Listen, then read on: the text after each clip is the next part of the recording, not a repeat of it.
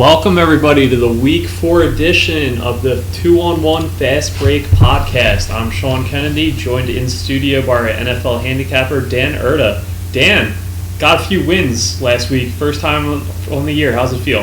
Feels good. Sometimes you just have to get that first win, and then it's just they start pouring in. Yep, and then they keep coming. So good week for you last week, winning week, and you're trying to claw your way out of that week 1 hole, but more good times ahead, I'm sure. So let's get right to it, talking about that week 3 action.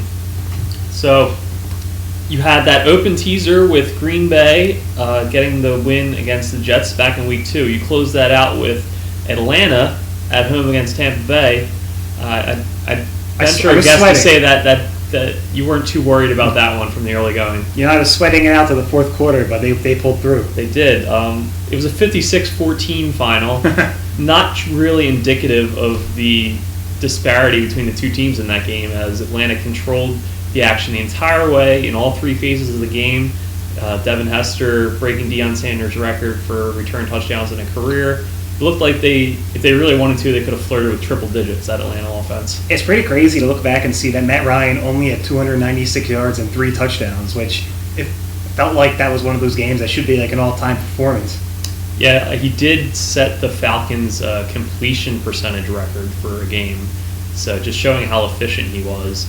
And I think he came out of the game midway through the third quarter after that second touchdown pass to Julio Jones, and they really could have kept pouring it on if they wanted to. And the Bucs got a couple garbage time touchdowns. They weren't trying anymore. Yeah, so really a landslide. No real reason to talk about that anymore other than that it was officially your first win of the season. Yeah, I got that under my belt and started to build my confidence back up. All right, so next I guess we'll chop away at that confidence a little bit. You liked Houston -2. That did not turn out as planned, as they lost on the road to those New York Giants 30-17. What happened there? Well, I had 2 losses last week, and in my opinion, one of them was fluky and one of them was terrible handicapping. This was terrible handicapping. It was a brutal spot for Houston. Ryan Fitzpatrick on the road. And I think I just let my hate for New York and the Giants and how bad I think that team is get to me a little bit too much, to the point where I bet against them in a spot where, they're not going to go 0-16. They're going to win some games. They're going to cover some spreads. And this was a spot that all signs pointed to them doing that. And I just completely missed it. It was ignorance on my part. It was a poorly capped game. Yeah, we had a similar situation in week 2 where you said it was Arizona going to New York, and it was a spot where you would really want to get the Giants, and then they laid an egg in week 2 as well. But week 3 they did come through in a favorable spot for them, and I don't think I'm going to be betting Ryan Fitzpatrick on the road anymore, ever again. Maybe I think that's a pretty good credo to live by. We're going to talk about the Giants a little later, some more. But let's go to, you brought up the fluky loss last week, so let's talk about that one. That was St. Louis as a pick'em, and they lost at home 34-31 to Dallas, despite leading in that game 21-0. And you actually texted me midway through the game, oh, my man Austin Davis coming through. Austin Davis played great. And he did play very well, but that St. Louis secondary decided to let Des Bryant just run 20 yards behind them uncovered. That's not a good strategy. And I believe if that game's played 100 times, I win and cover 60 of them. I watched the game. I watched a lot of plays. There's a lot of things that don't show up in the box score. At one point, Jeff Fisher chose to go for a 4th and 1 from the 20-yard line when St. Louis was up. I think it was when it was 21-17. They were up by 4 points. And I'm very pro going for 4th downs. I'm very for being aggressive. But when you have a team that's up 4 and the field goal makes it an even 7, you have to kick that field goal. He chose not to, and Zach Stacy was stuffed. And that was one of the things that led to the next couple of sequences. Tony Romo scrambled on a 3rd and 13 in the 4th quarter, which I don't think he would be able to do very often. I'm surprised his back made it 13 yards. And of course the big thing is, even despite all this, even despite that blown 4th down, and despite all that, Austin Davis hit Jared Cook right in the hands in the end zone. Yes, he did. And not only did Jared Cook drop the ball, but then he starts shoving Austin Davis on the sidelines. Yeah. When you're a 3rd-string quarterback thrust into the spotlight, and you're doing the best you can, that's not the best thing for your confidence. That's not the best thing to help you stay on a roll when one of the team's veterans is shoving you, knowing that everyone's going to see that and talk about it. You would think the team would rally together, and they've had a couple injuries at the quarterback position, kind of take an us against the world mentality, band together behind the guy who's clearly not the most talented guy in the world, but he's playing pretty well and giving you a chance to win. And I know a lot of people hate the word. He's playing very gritty quarterback. You could tell every throw he's giving his all because he knows this is all heart. He's all heart and toughness out there, just laying it all on the field. Yeah, and I know that's obnoxious, but I really think I don't think Dallas came back. I know like some of the media jockeys like Skip Bayless are saying this is the biggest win Dallas has had in years. And here comes look out Philadelphia. Here comes Dallas. Like I really think that St. Louis gave them the game. Pretty sad that they would even consider a week 3 comeback against a Rams team starting a third-string quarterback to be the biggest Dallas win in years. Well, the point was, the last 5 years, if the Dallas Cowboys were down 21-0, they would have hung their head at halftime and come out flat, which they didn't do. That was the point. I understand it, but I really just think that the Rams missed their opportunities, and that's why Dallas came back. I would, if they were to play that game this week, I would be on the Rams again. I think that the Houston game was terrible capping by me, and I think this was pretty decent capping. All right, but both yeah, exactly. It doesn't both matter. losses nonetheless. But exactly. 2 more games we're going to talk about were both wins for you. One of those was Detroit -2.5. They won at home against Green Bay, despite Matthew Stafford throwing for 0 touchdowns and 2 picks. Yeah, this game wasn't even. You're right. Matthew Stafford was terrible, and the game wasn't even as close as the score said. Detroit got the lead early. I didn't really have to sweat that at all. I didn't watch too much of the game. It looked very sloppy. It's kind of disappointing. The NFL, you want to see guys like Aaron Rodgers and Matthew Stafford putting together entertaining games, not complete duds. But this was one of those games, unlike the Dallas game where I was watching a lot. I didn't really look into it that much. Detroit scored in the first quarter, and I was only really going to pay attention if the cover was ever in question, and it wasn't. Yeah, a lot of people going into that game, I'm sure, expected it to be a shootout on that Ford Field turf with 2 high-flying offenses, big-time quarterbacks, and Calvin Johnson, Jordy Nelson, 2 of the better receivers in the game, but that did not play to the script. And Ndamukong Suh continues to look dominant on that D-line for the Lions. And as for the Packers, we're going to talk about them in our next segment. So let's move on to the final game of Week 3 that you wagered on, and that was the Indianapolis Colts. They were -7 on the road in Jacksonville, and that was another one that you did not have to sweat in the least as they won 44-17. Yeah, I kind of was laughing a little bit because it seemed like so many sharps were like, oh, the Jaguars are so undervalued because of how they played in Week 1, and this is their home, and they're getting a touchdown. Who's Indy to be laying a touchdown on the road? Basically, if you have a good quarterback, and Andrew Luck is a star quarterback, he's actually the top fantasy scorer in all of football right now. If a team has a star quarterback like that, they're going to win by 20-plus against Jacksonville. I don't care if it's in London. I don't care if it's in Jacksonville. I don't care if it's in Indianapolis. That was one of those. I love games like that. I don't even have, like the last one, you don't even really have to check the scoreboard. It was a blowout. It was a good call. And I'm holding off on fading the Jaguars just because I want to see how Bortles does, and I want to see how the team responds. But, I mean, the first 3 weeks were gifts. Blake Bortles did come into the game last week, had 2 touchdowns in addition to 2 picks. Very much looked like an inconsistent rookie, which is to be expected given that it was his first time ever entering a professional regular season game. Certainly looked like he can make the big throws, but my concern there is that offensive line is just so bad and doesn't have a whole lot of talent around him that he's not going to be in a good position to succeed. Yeah, and I completely agree with you. And I always say if you draft a rookie and you're not going to win, at least get experience. But this is one of the few times where I wouldn't, because you could end up with a David Carr-like situation. Yeah, you don't want to mentally scar him. I mean, I will defend David Carr to my grave. That guy did not have a chance. He came into the NFL, and everyone thinks of him as a first-round bust, but people don't realize that he spent his entire rookie season getting sack after sack after sack, and you can't really recover from that. And I really hope that doesn't happen to Bortles, because he really has looked good so far. He's people doubted that pick at 3 overall, but so far he's looked the part. I just really hope that he can stay healthy and not have a career-scarring rookie year. Yeah, and we saw it in the preseason where he was going against defenses that were playing more vanilla coverage, not their top-line guys, and he actually had time to do stuff, even though the Jaguars don't have a good line, and he looked really good when that was happening. Yeah, so he looks the part. If he had a competent line that could give him time and everything else that would go into being a productive offense, I think he would have a chance to be a successful quarterback. But I'm Gus Bradley. I'm letting Chad Henne go out there for 16 games, go 1-15, and take another top pick. Draft, that top wide receiver out of Alabama, Cooper, looks amazing. Cooper's a beast. Yeah, draft somebody like that. Maybe draft some offensive line help. Yeah, I mean, I don't know if you could stop getting as much help as you can get for Bortles there. They need all the help they can get. All right, so a 3-2 week 3, that brings you to. There was a 2-team 10-point teaser too.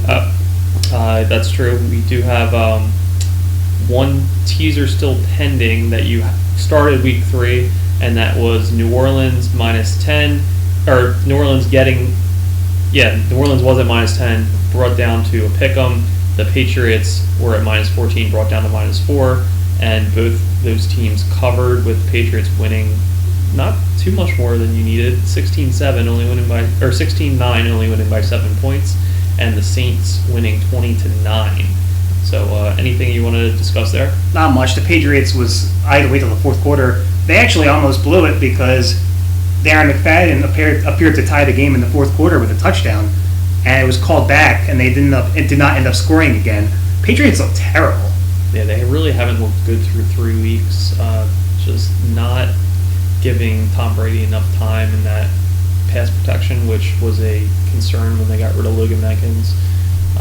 The running game hasn't really got going. The defense has been pretty good, so maybe that's something they can hang their hat on and try to figure things out offensively as the season goes on. But just don't look like the incumbent, number 2 seed in the AFC like everybody expected going into this season. And the Saints also weren't that impressive offensively, but they got the job done. And the reason people don't like teasers all that much, the reason I love these 10-point teasers is you can put yourself in a position where even if the team you're betting on lays an egg and doesn't play anywhere near close to their A or even B game, you still cover because those 10 points are huge.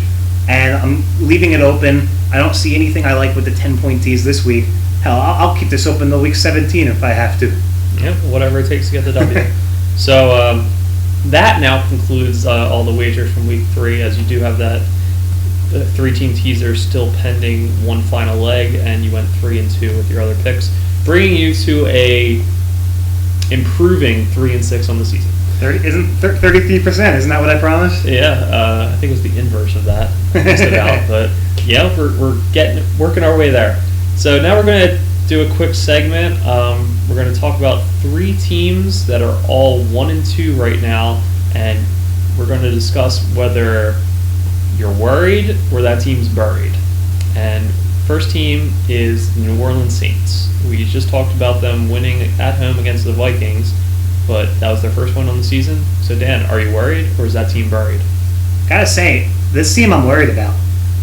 First off, they had the curse of being the team that everyone saw in preseason and started talking that they were going to be the Super Bowl champions. It seems like the team that builds that kind of buzz always seems to maybe even get buried by those own expectations. They've come out and they just haven't looked the same on offense. They looked fine on offense week 1 in Atlanta, but at the same time, the defense couldn't stop anybody.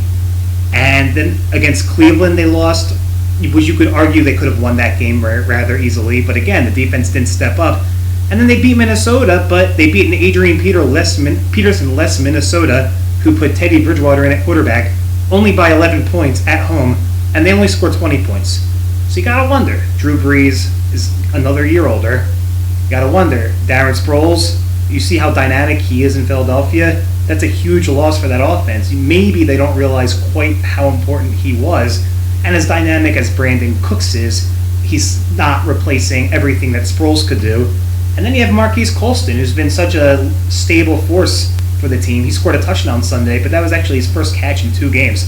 So I think this team, They have a lot of tough games coming up. They play at Detroit. They play Green Bay, at Carolina, San Francisco, Cincinnati, Baltimore, at Pittsburgh. They play a game at Chicago. Their last game is against Tampa Bay, and I think you can pretty much write that in stone as a win. Other than that, you can convince me every single one of these games they have coming up is a possible loss. They play Tampa Bay twice, They play them at home on October 5th. This team could very well be 7-9 and miss the playoffs. I agree with a lot of points you made. Sproles loss, I don't think they factored that in nearly as much as they should have. And a lot of that was due to the Jimmy Graham cap situation, whether he was going to be franchise tagged as a wide receiver or a tight end, and they didn't know how much room they needed to open up. And as it turned out, they would have had enough room because he was considered a tight end by the arbitrator. But I'm going to say that I'm not worried. At this point, they lost 2 games on the road to start the season, one to an Atlanta team that looks like they're pretty darn good, and then to a Cleveland team that, especially at home, looks like they give some teams trouble. They seem like they have a pretty solid defense, and Hoyer looks a little better than a lot of people thought he would. So until they lose 1 or 2 games at home in that dome where they really excel, then I'll really think it's a cause for concern. But until then, I think I'll go with Breeze and Peyton and the history they have, and just think that they can right the ship. So I'm not going to say they're buried. This segment pretty much puts us on one of 2 extremes. Right. I don't know if they're buried, but I absolutely think that 7-9 and missing the playoffs is possible. Right. Sean, you're not too worried about it. Right. So that would be buried if they don't make the playoffs. Yes, I guess that would be buried. Yeah. All right. So next team at 1 and 2. Talk about the Green Bay Packers. Dan, are you worried, or is this team buried? There's cause for concern. Aaron Rodgers hasn't looked the same. Eddie Lacy looks like he's about 15 pounds overweight, and he can't really get anything going in the running game. It almost looks like Aaron Rodgers is just targeting Jordy Nelson too much, to the point where defenses can just key in on him. However, of the teams that we're talking about today, Green Bay seems to have the easiest of the remaining schedules. Right now they're 1 and 2. They have a game in Chicago, but upcoming Minnesota, Miami, Carolina, who was exposed last week. They have a home game with Philadelphia, who they're going to want revenge after Philly went in the Lambeau and beat them without Aaron Rodgers. They have a Buffalo game, a Tampa Bay game. I think out of sheer strength of schedule, a guy like Aaron Rodgers is going to find a way to win enough games. Their division isn't looking nearly as strong as we thought the division was going to be. I think in the worst case, they're going to get a wild card. Not worried. I disagree again.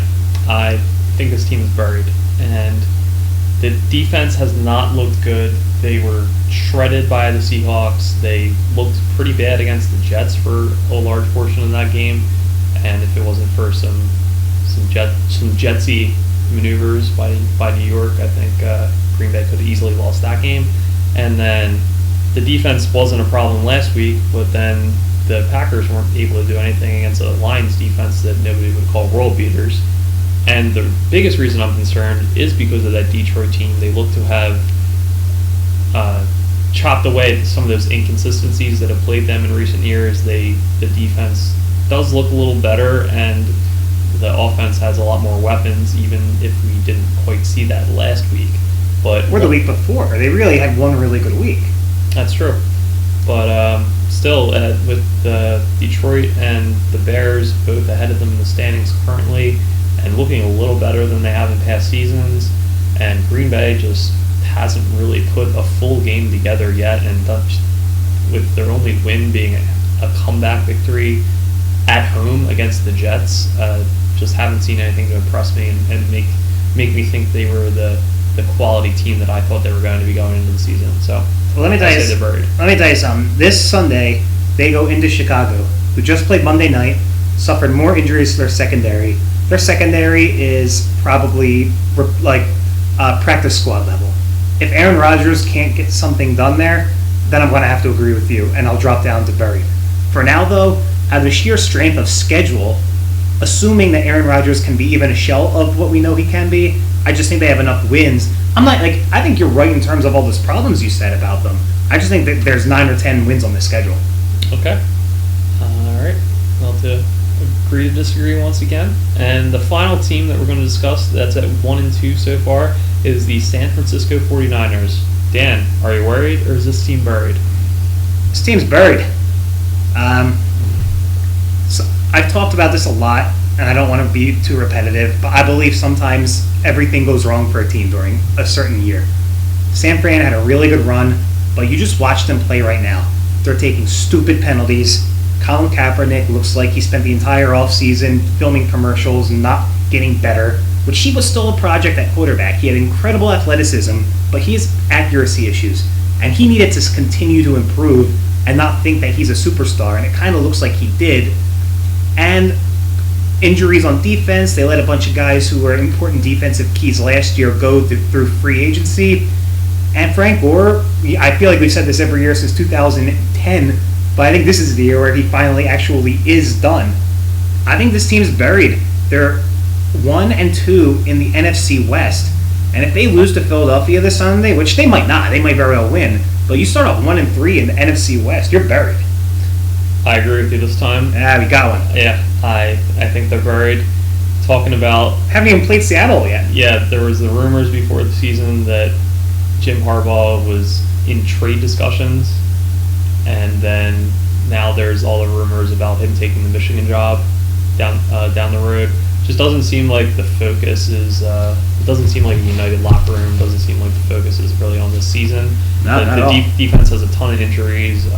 The Bowman loss is a huge one that they haven't been able to overcome, and the running game just hasn't been the dominant force that it has been for them in years past. So with where they are right now in the standings, Seattle looks like they're as good as ever despite their hiccup in week 2 against San Diego. So you got to figure Seattle's probably the heavy favorite to win that division. So San Francisco has to fight it out with everybody else in the NFC for one of those 2 wildcard spots. And Arizona's got 3-0 head start. Yeah, Arizona's ahead of both of them. And San Francisco just lost to the Drew Stanton-led Cardinals last week, and the huge collapse against the Bears at home in week 2. Just a lot of concerning signs with the 49ers right now, and I don't like what I see from them, so I think they're buried. Actually, and funny, these 3 teams, I do a Super Bowl stocks pool where before the season you buy stock in teams to win the Super Bowl based on their futures odds and everything. All right. And it's actually run by Neil Friedman. He's a reader. Shout out to him. It's a pretty interesting pool. But I think that's a cool idea. Yeah, so 3 of my 6 teams that I invested in are actually the Saints, the Packers, and the 49ers. So I'm not too thrilled with those investments so far. Well, I mean, you're talking to somebody who has Super Bowl futures on Tennessee and St. Louis right now, so yeah, it's less encouraging, I guess. So still don't feel good about those, but I like my other ones. So we'll go with Seattle, Denver. They seem to be doing just fine. So as long as the favorites win out, I guess you don't really have to worry about everything else. All right, so that ends our new segment, Worried or Buried, and we talked about the Week 3 line. So now let's move on to Week 4 action. You have 5 picks on the slate for Week 4. You're not closing out that 3-team teaser, as you mentioned, so that'll still stay pending with that last leg. So let's start with the Thursday night game, which is one of your 5 plays for this week, and you like the Giants getting 3.5 points on the road against Washington. I think this is one of those games where the entire world is going to be on Washington. So far, home teams on Thursday nights have been utterly dominant. 3 games, 3 complete blowouts. Washington looked great against Philly, and they're only 3.5-point favorites at home. Oh man, you got to bet them, right? But I'm not at all on the Kirk Cousins bandwagon yet. Kirk Cousins is a very, very, very good backup quarterback and an okay starting quarterback. He was great against the Eagles. He was great the week before against the Jaguars. And historically, he has been great when he plays teams that have very, very bad defenses, and more importantly, defenses that give him time to survey the field and throw the ball. when he plays teams that have any kind of a pass rush, he struggled. He played the New York Giants last year in Week 17 and was 19 for 49, 169 yards, no touchdowns, and 2 INTs. Giants have pretty much the exact same defense as last year, and I think they have the formula to stopping him. I think he's going to look very average. I think we saw Washington's defense. They just lost D'Angelo Hall. First off, the fact that D'Angelo Hall was their best member of their secondary says enough as it secondary guy. But now he's out. Yeah. And as much as I love to make fun of Eli Manning, and I love seeing Eli Manning's Manning face, I think the Giants get to 2-2. I think they go into Washington and unless Chris Baker decides to give Manning a cheap shot, then Washington might win. But we know the Redskins played dirty, but I think the Redskins are going to lose on Thursday night, be the first home team to lose on Thursday Night Football this year. As much as everybody is all about Kirk Cousins and the bandwagon can't fit any more people on it, he's only 1-4 as a starter. Yeah. When he starts a game, the team's 1-4. The results just haven't matched the hype that's gone into everything surrounding Cousins, and I think a lot of that is due to just the RG3 not living up to his billing after that tremendous rookie season, and people looking for the next solution, always thinking that the door you haven't opened yet holds the solution behind it. People remember the game last year, or his rookie year, when RG3 got hurt in Baltimore and Cousins came in, right, tied the game, and then won it in overtime. People don't realize the fact that Baltimore had spent the entire week game planning for RG3. It's a completely different thing. Yeah, and when a switch like that happens, that'll throw a defense off. He's looked great every preseason because he always plays in the second and third quarter against the backups, and he's looked great against really crappy NFL defenses. And I don't want to sound like I'm knocking this guy. He belongs in the NFL, and I actually think he deserves a chance to show that he's a starting NFL quarterback. And he might be a starting NFL quarterback in terms of like an NFL quarterback who could start and go 8-8, maybe 9-7 in his best year. Threw a heck of a deep post to Deshaun Jackson last week. He sure did. But was he touched? He was not touched the entire game by a Philadelphia defender because the Philadelphia has no pass rush. The Giants do. I think they're going to get into his face and make him make some mistakes. All right, and one last thing I'll mention is that it's an NFC East game, and those always tend to be pretty close. So when you see the line 3.5. I would always, in a vacuum, go with the side getting points in an NFC East matchup. And you know what? If Kirk Cousins wants to lead them to a field goal win, that's fine with me too. All right. So you like the Giants getting 3.5. You move on to your next play. You like another dog, and that's Tennessee getting 7.5 on the road against the Colts. One thing I've learned this year, you can't do Team A did this against Team B, and Team C did this against Team D. Therefore, Team A is going to crush Team C or anything. The transitive property is not working in the NFL. Not this year, especially. There's so much parity. It's a week-by-week league, and I think this line is about 2 or 3 points too high. People saw how dominant the Colts looked against the Jaguars, so I'm pretty sure I could throw 3 touchdowns against if I played a full game. And the Titans. As long as you didn't have the Jaguars line. Yeah, sure. And the Titans, since week 1, have been very unimpressive. But you have to remember, they did go into Kansas City, who has looked good the last 2 weeks, and win there. Apparently, I've heard Jake Locker's been battling some injuries. It's really affected his ability to grip the ball. I think being in an indoor setting is going to help that a little bit. He's going to be able to get the ball to guys like Kendall Wright, guys like Justin Hunter. I think that he's going to have a decent week. And to be getting more than a touchdown, be getting that extra 0.5, I have to take the underdog here. I think it's just too many points, and I wouldn't be surprised if Tennessee wins the game outright. But either way, I think the final score is going to be within a touchdown. All right, this is a stay away from me. I see the Colts. Obviously, it's against the Jaguars, but first big performance of the year last week. Their other losses were to a 3-0 Eagles team and a 2-1 Broncos team, whose only loss was in overtime in Seattle. But that score's misleading too, though, because they were demolished by Denver, and then Denver kind of took their foot off the pedal, and Andrew Luck worked his magic, and they made it a close game. But that's another game. That could have been a 52-21 kind of game too. I agree, but just looking at how Tennessee has played in recent weeks, they haven't shown me really anything. I mean, they got smoked last week. 2 weeks ago against Dallas, they looked awful. Just it's not a team I want to be invested in coming off the last 2 weeks, and that's fair. I'm not convinced that Indy won't be able to put things together and go on a little bit of a roll, and last week was the start, and this is the next step in that. So just to stay away from me. That's fair. You like them. So second play of week 4 is Tennessee plus 7.5. All right, third play of the week is a home favorite with Baltimore giving 3 points against Carolina. And you mentioned that Carolina was exposed in week 3. Would you want to elaborate on that? I have Carolina's season win total under.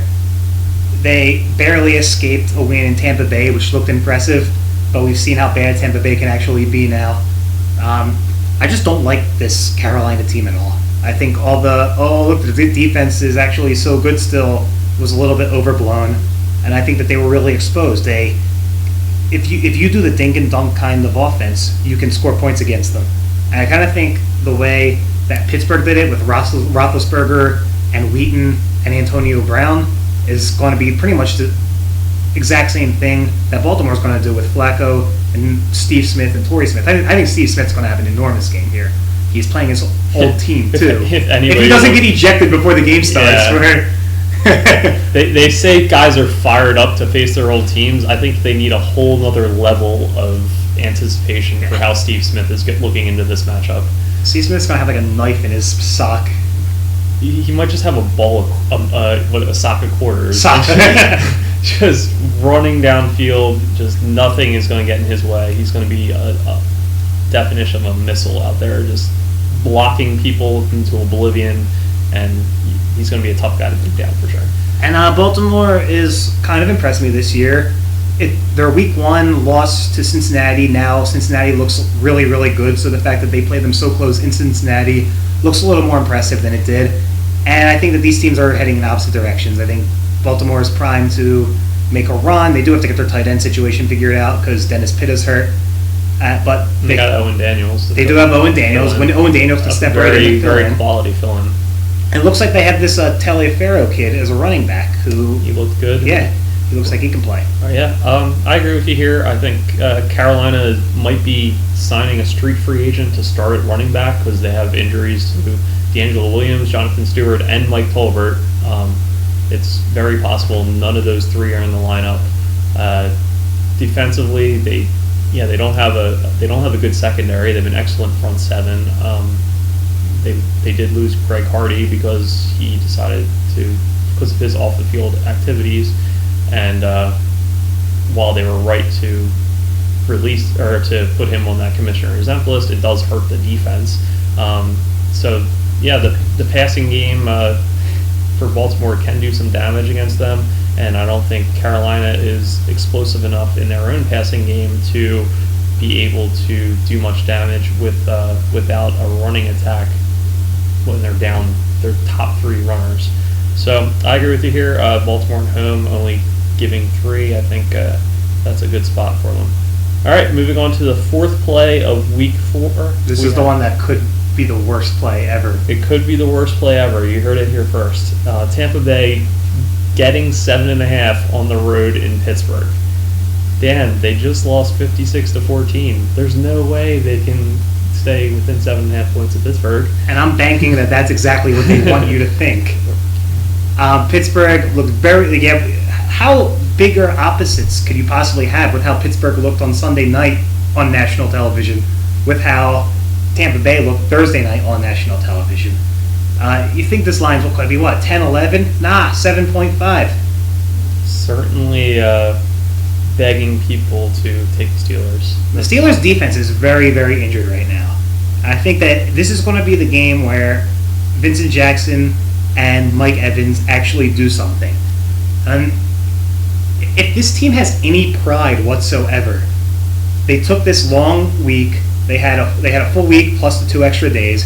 They're going to get their crap together, and they're at least going to come out looking like they have a clue. And I'm banking on them doing this. I think they come in, and I think they surprise, and I think they give Pittsburgh a game. This could be one of those times where Pittsburgh walks in thinking they have an easy win, and before they realize it, they're down 10-0 and have to fight their way back. I I'm not going to call for the outright win. I kind of have a weird feeling Tampa Bay wins, but I'm not going to call for it. But I definitely think it stays within a touchdown. I'm definitely playing the numbers this week, not necessarily the teams themselves as much as the numbers. I love these 7.5s, and I love these 3.5s. Yeah, this is obviously a very similar spot to your Tennessee pick with a road underdog who looked really bad in the past week, getting 7.5. Again, I mean, it's a stay away from me. Just, would it surprise me if Tampa Bay kept this a close game and covered? No, it wouldn't. But given what I've seen from them so far this season, and the fact that Pittsburgh offense really looks explosive right now. You got Antonio Brown looking like one of the best receivers in the league. You got Wheaton and Justin Brown looking like good complementary receivers, and the 1-2 punch of Le'Veon Bell and LeGarrette Blount has been a really good running back tandem for them. So against a Tampa Bay Bucks team that was taking the worst possible angles that PB football defenses wouldn't take against the Atlanta Falcons last week, I just think Pittsburgh won't have any problem moving the ball up and down the field. And I think if the Steelers get any sort of lead early, the Bucks might just roll over again.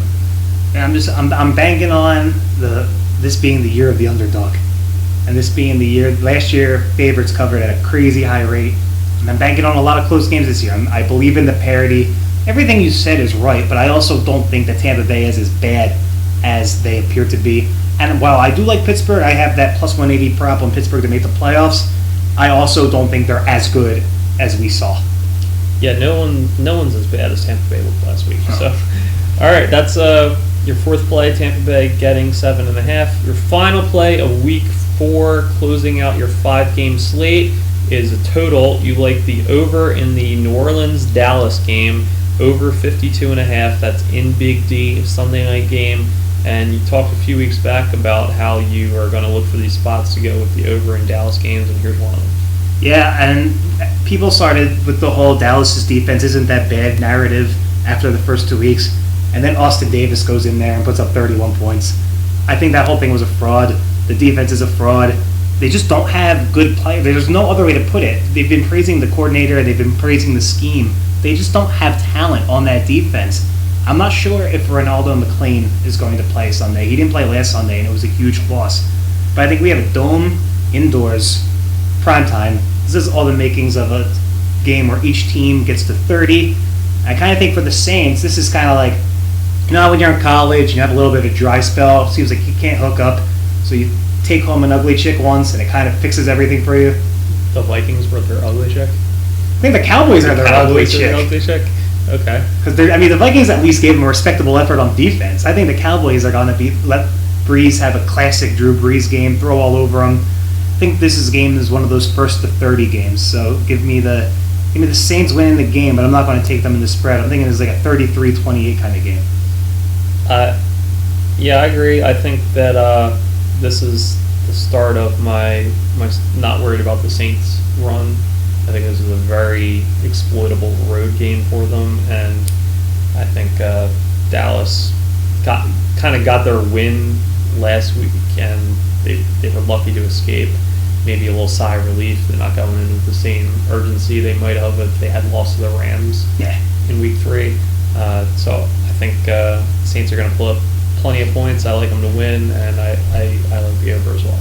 Yeah, it kind of reminds me of the Week 1 game. When the Saints went into Atlanta, and that was a very, very high scoring affair. I feel like it's the same kind of dynamic between the two teams. Yeah, two in both the Falcons and the Cowboys, two really tremendous passing attacks, and in an indoor stadium, indoor setting. I think the recipe's there for that over. All right, so that concludes the Week 4 wagers. You have, to recap, you have the Giants getting 3.5, Tennessee getting 7.5, Baltimore giving 3, Tampa Bay getting 7.5, and the Saints Dallas over 52.5. Again, 3-6 on the season. Look to improve that going forward. Also have the 3-team teaser from the Saints and the Patriots still pending. So, good Week 3. We look forward to another great Week 4 of NFL action, and hopefully some more W's for you, Dan, and for everybody out there following along. Going with the underdogs this week. All right, take care, everybody.